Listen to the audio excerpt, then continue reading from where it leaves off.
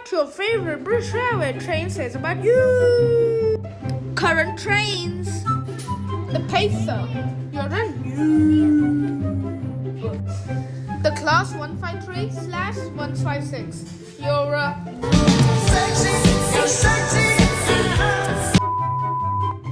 The Class 170. You hate electric trains, but you really love diesel trains. The Class 250.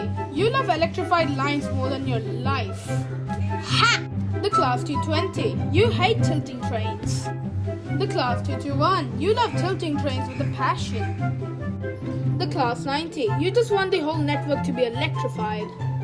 Yes, please. The Mark III carriages. You hate multiple units.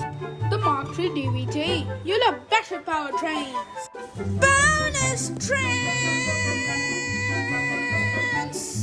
The Class 158. You love sexy trains.